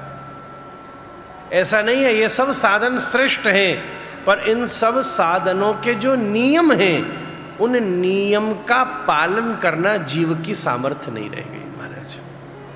जो कर सके सो करे। यज्ञ करने वाले दैनिक यज्ञ करते हैं, अग्निहोत्र करते हैं। व्रत करने वाले ऐसे ऐसे हैं, एक पूरा नहीं हो दूसरा। अरे हम एक जने से मिले, पता चला पहले तो पितृपक्ष के नियम कर रहा था। पितृपक्ष में भी तो भोजन का नियम होता है। जो ठीक से श्राद्ध करे वो सब थोड़ी ना खा जाएगा। उसमें पहले उसने कुछ व्रत का पालन किया। अब महाराज जी श्राद्ध पूरा हो तो नवरात्रि आ गई। अब नवरात्रि पूरी हुई शास्त्र में देखा जाए तो दशहरा वाले दिन भी जब विशेष पूजन होता है तो भोजन का नियंत्रण किया जाता है। फिर दशहरा का व्रत किया, पूरा हुआ कि एकादशी आ गई। एकादशी आई थी कि कई जगह नियम सेवा शुरू हो गई कार्तिक की। फिर पूरे कार्तिक भी नियम का पालन होता है। विशेष तो है एक समय भोजन हो, आदि आदि बहुत सारे नियंत्रण है। बोले महाराज जी 1.5-2 महीना हो गया व्रती व्रत चल रहा है। करने वाले ऐसे भी हैं,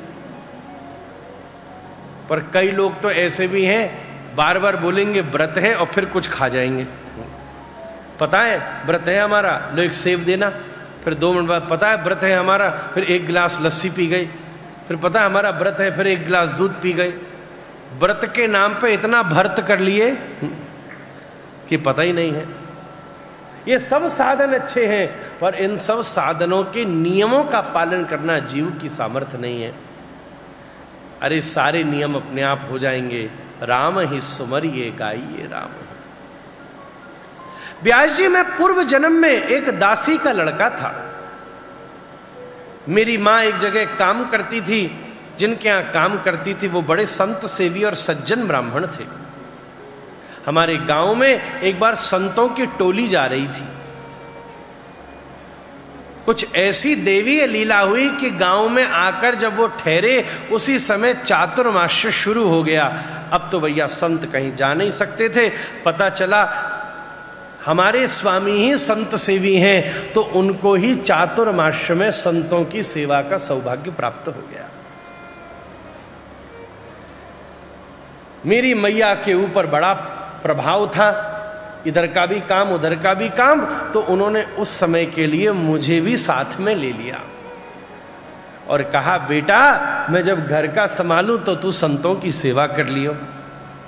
इस परिस्थिति ने मेरे जीवन में इतना बड़ा वरदान बना दिया कि मैं तो चातुर्मास्य के 4 महीने दिन भर बैठा संतों की सेवा करता रहता। वो क्या बात कर रहे हैं सुनता रहता, कैसे पूजा कर रहे हैं देखता रहता, कैसे माला फेर रहे हैं ध्यान लगाता। कभी कभी किसी के साथ बैठकर मैं भी अभिनय करता ध्यान लगाने का। कभी कभी ऐसा होता कि सब प्रसाद खत्म हो जाता तो संतों की ही जूठन खाने का सौभाग्य मुझे मिल जाता। अब तो 4 महीने जाते जाते मेरा ऐसा मन लग गया, ऐसा नियम बन गया कि जब आज वो जाने लगे तो मेरा मोह मुझे बड़ा दुख देता। मैं भी कहता मुझे साथ ले चलो, मुझे साथ ले चलो। गांव की सीमा तक मैं उन्हें छोड़ने गया, पर वो मुझे साथ न ले गए।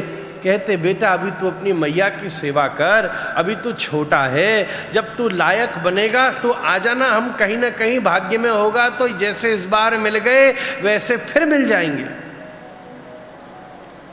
सब छोड़कर मुझे चले गए। मैं बड़ा दुखी होकर वहीं लौट आया जहां 4 महीने उन्होंने बिताए थे।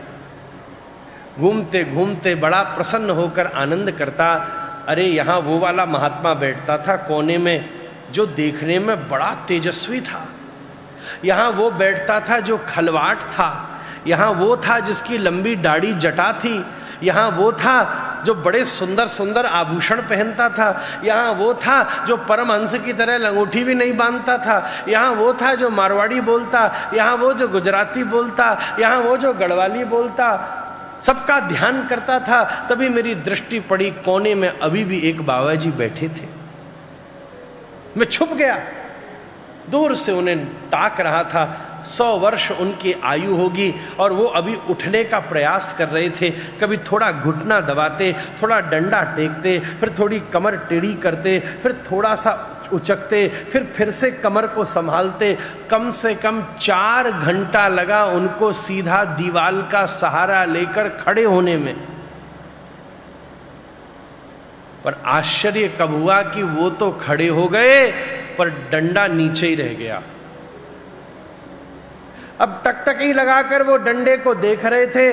फिर से 2 घंटा में बैठूं, फिर डंडा पकड़ूं, फिर 4 घंटा में खड़ा हूं, मेरी टोली तो न जाने कहां चली जाएगी। मैं समझ गया कि संत को डंडे की जरूरत है। मैं तुरंत दौड़ करके आया और मैंने गिरे हुए उस डंडे को उठा के संत के हाथ में दे दिया।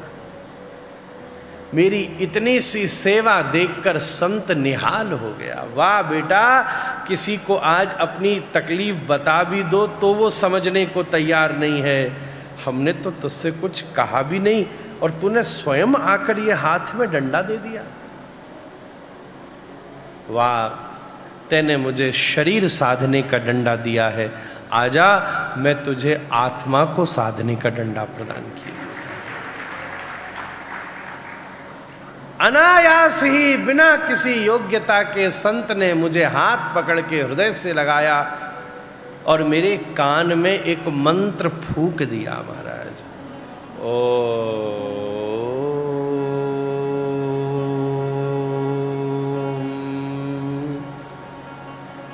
नमो भगवते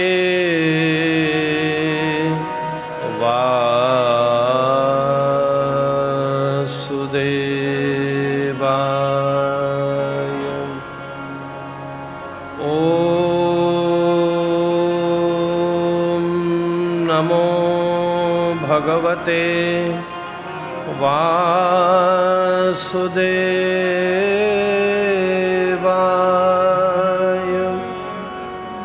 ओम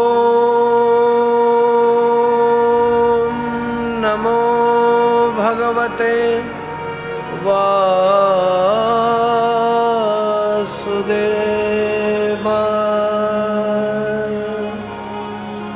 मेरे कानों में यह आवाज गूंज रही थी। मुझे तो पता भी न चला कि कब संत बोलकर वहां से चले भी गए। मैं तो घंटों तक कानों से इसी आवाज को सुनता रहा। बहुत देर बाद होश आकर मैंने देखा तो मैं अकेला खड़ा था और मेरे कानों में उस संत के मधुर ध्वनि गूंज रही थी। मुझे उस एकांत में उस आनंद का अनुभव हुआ जो मैंने जन्मों जन्मों से अनुभव नहीं किया था।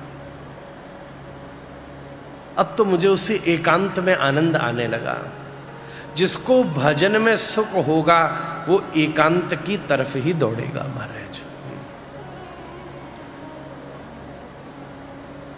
दिन भर मैं बाहर रहता, घर भी आता शाम, तो मां के पास बैठने की जगह कोने में बैठकर उसी भाव का स्मरण करता रहता।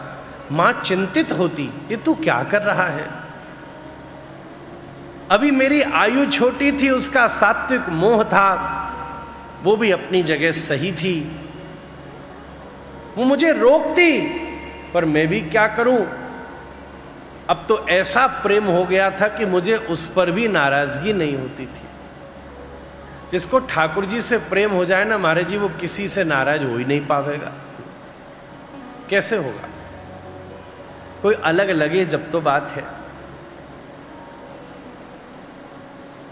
सिया राम मैं सब जग जानी। एक दिन असावधानी से मां जा रही थी, एक सर्प के दंशन से मां की मृत्यु हो गई। मुझे बड़ा कष्ट हुआ, क्योंकि उसी की कृपा से तो मुझे संतों का दर्शन मिला था। मैंने पूरी विधि से उसके सारे कर्मों को किया, पुत्र धर्म का निर्वाहन किया।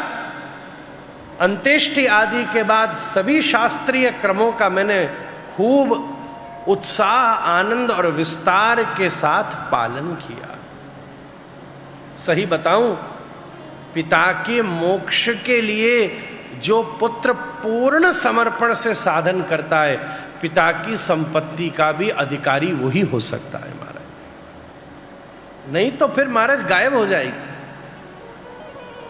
जैसा कि संचालक महोदय भी कह रहे थे, यजमान परिवार भी पूर्व पुरुषों के लिए ऐसे आयोजन कर रहे हैं।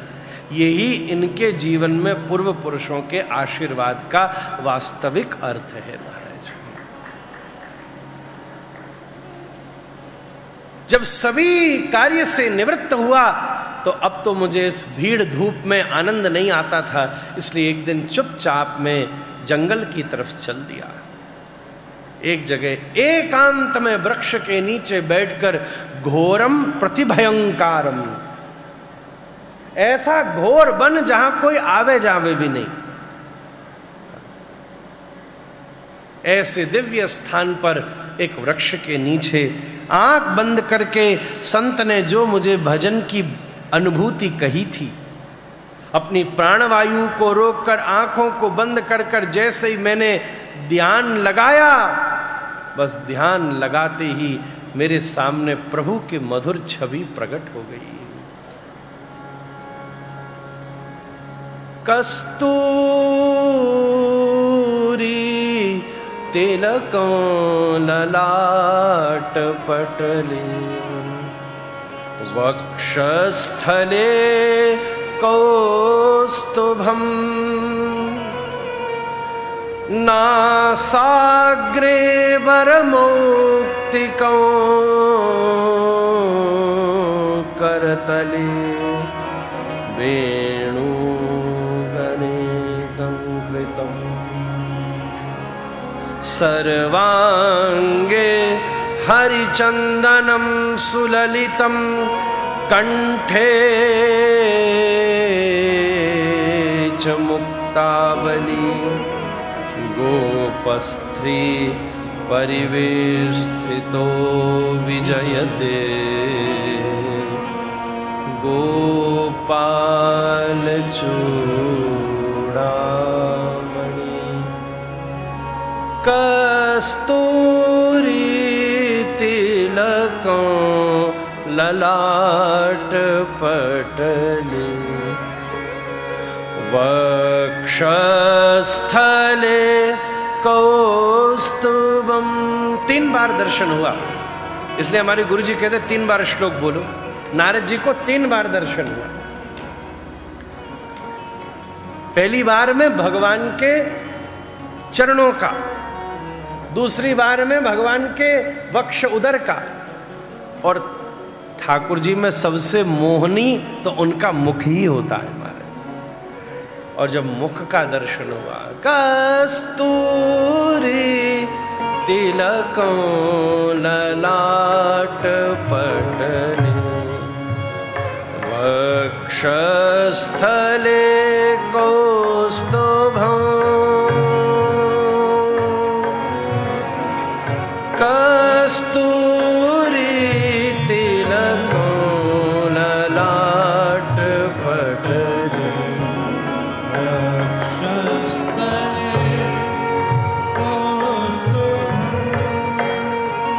एक एक अंग भगवान का, उसकी स्वरूपता, उसकी दिव्यता, उसकी मोहकता। आहा, देखो एक और बात है महाराज जी, श्लोक भगवान की तरह ही टेढ़ा है। कैसे? पहले आया कस्तूरी तिलकम ललाट पटले, फिर आ गया वक्षस्थले, मतलब पहले माथा और फिर सीधा वक्ष। पर मुख देखने से मन भर नहीं रहा, तो फिर दोबारा नासाग्रे बरमौक्तिकं करतले वेणु करे कंकणम, नासिका के आग में मोती लटक रहा है। फिर नीचे उतर के आए, वेणु करे कंकणम,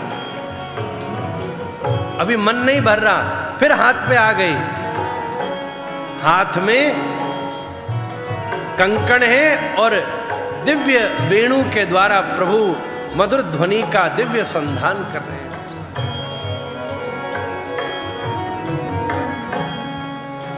ठाकुर जी की मधुर झांकी, नारद जी का अद्भुत आनंद दर्शन हो गया। बड़ी सुंदर, संपूर्ण ब्रह्मांड को आश्रय मिल जाए ऐसे वज्र अंकुश ध्वजा कमल के चरणों से, चिन्हों से युक्त प्रभु के दिव्य चरण हैं।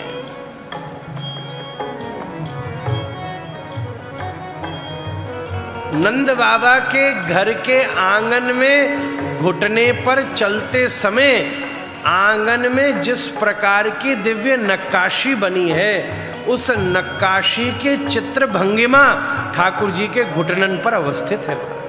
घुटनन चलन रेणु तन मंडित। आहा, वृंदावन की यही शोभा। मणिमाणिक्यों से आच्छादित सुंदर कौंदनी, नारद जी इस छवि का दर्शन करते ही आनंदित हो रहे।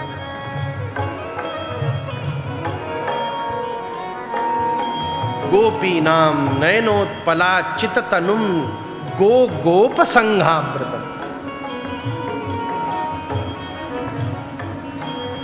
अब जैसे ही नारद जी का मन हुआ कि संपूर्ण छवि का दर्शन हो जाए,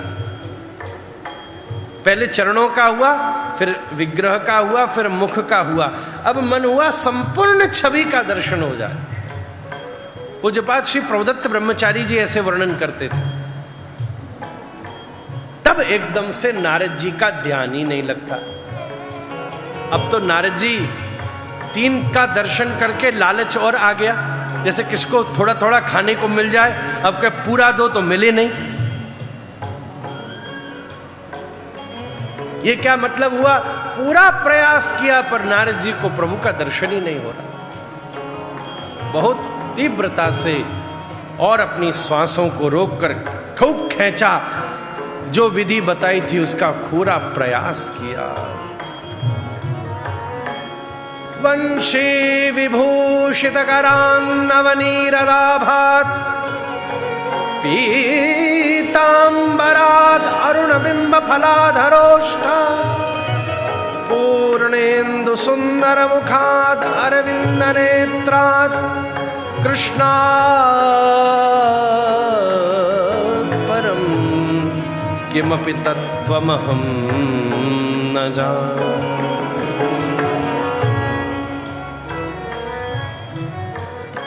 ऐसी दिव्य छवि प्रयास करके भी दिख नहीं रही महाराज।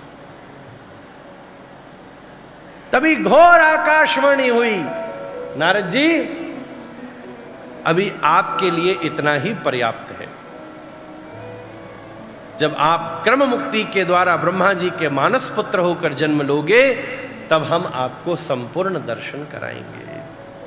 और फिर जब सृष्टि का संहार हुआ, तब सब जीव हिरण्य गर्भ में विराजमान हुए और फिर श्री नारद जी ही भगवान के रूप में, ब्रह्मा जी के मानस पुत्र के रूप में प्रकट हुए। प्रकट होते ही वैकुंठ गए तो लक्ष्मी जी ने अपनी दिव्य बीणा दे दी महाराज जी, और उसी बीणा को लेकर के श्री नारद जी जब हरि कीर्तन करते हैं तो ठाकुर जी की पूरी छवि का दर्शन लक्ष्मी जी की कृपा से हुआ। फिर तो महाराज शीश कलंगी पागड़ी रतन जड़ित सिर पेच, कानों में मोती सोहे मन मोहे थारोवे, नंदलाल थारी झांकी प्यारी लागे जीवन, नंदलाल जी ओ। हम भी थोड़ा थोड़ी चुस्की देंगे, अभी नहीं सुना रहा पूरा, टाइम भी हो रहा है।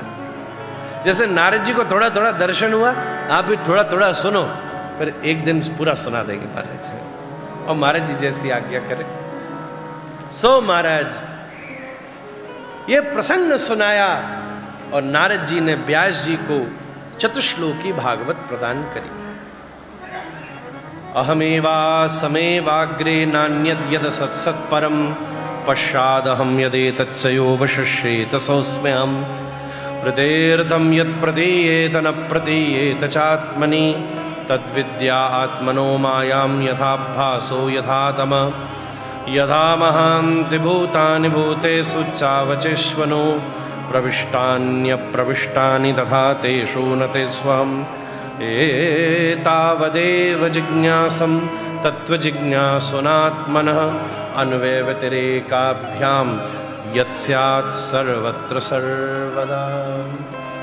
एतन्मतं समादिष्टः परमेण समाधिना। ये बोलते ही व्यास जी को समाधि लग गई, और समाधि लगकर अंदर जो प्रेरणा उत्पन्न होने लगी, व्यास जी के द्वारा 18,000 श्लोकों से युक्त दिव्य श्रीमद् भागवत जी का प्रकाश हो गया। बोले भागवत भगवान की। हम लोग विचार करें, रघुवंशपुरम आश्रम में भंडारा हो तो हमारे यजमान जी सब सामग्री ले आए, और श्री मुरलीधर जी महाराज किसी बढ़िया रसोईया को बुलाकर, हलवाई को बुलाकर, महाराज को बुलाकर सब भोजन बनवावें। साधु संत श्रोता इकट्ठे हो जाएं, पर किसी भी भंडारे में सबसे बड़ी योजना परसाई की होती है। 5 प्रकार की चीज भी 3 ही लोग बना